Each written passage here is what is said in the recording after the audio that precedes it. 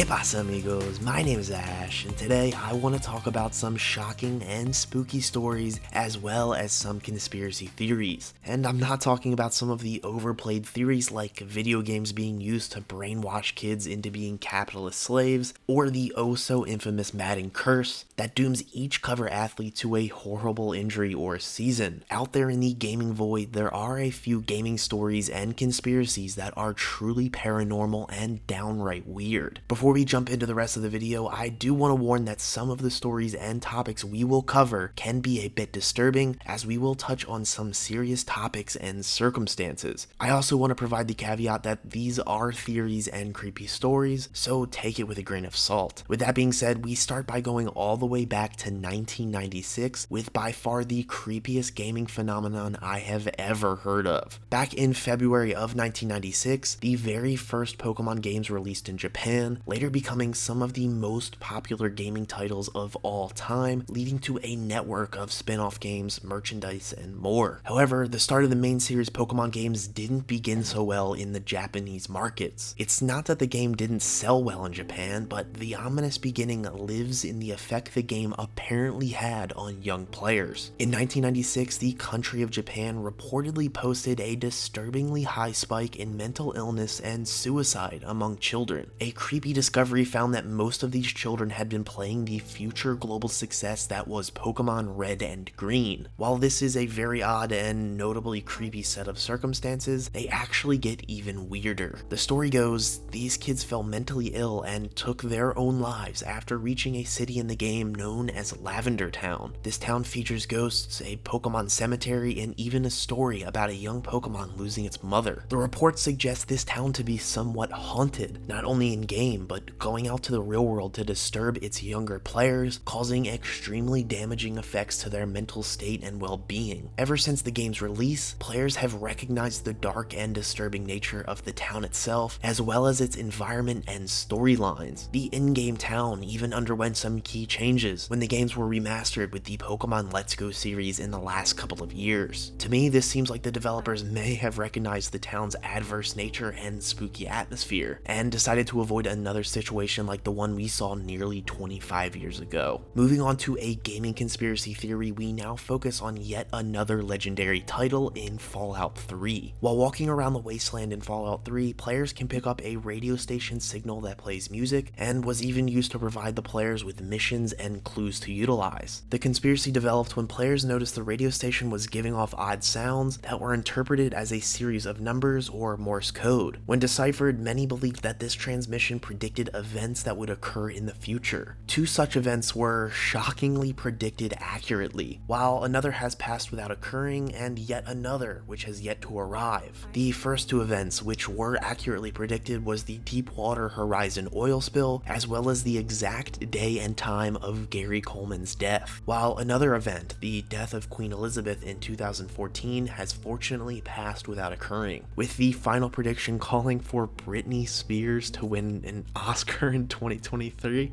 Yeah, extremely odd and weird. There would be three dark and damning predictions, and another that is just outright off base and silly. And while after these random and damning predictions were revealed to the public, many players began to call BS on the entire premise, with the majority of people calling the entire situation a scam and a hoax by a player digging into the game and placing these prophecies artificially. However, the story takes an odd twist when some other minor predictions went on to be confirmed, giving a certain validity to the entire situation. Finally, we come to our final gaming conspiracy. This story involves PlayStation 2's Saddam Hussein and a missile targeting system.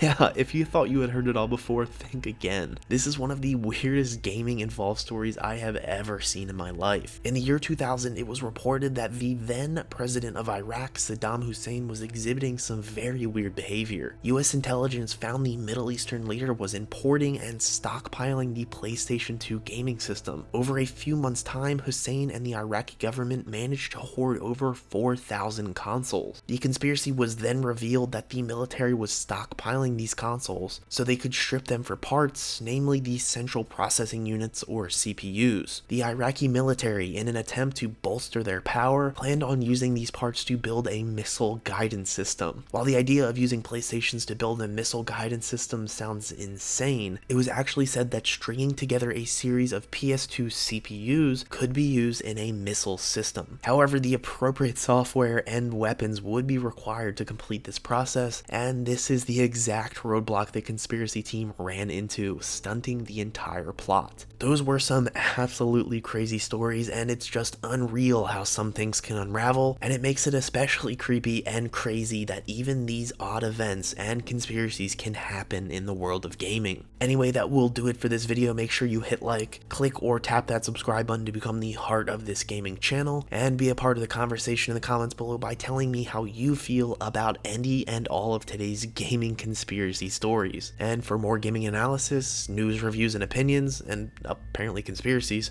stay here on Ash Heart. And as always, thanks for watching.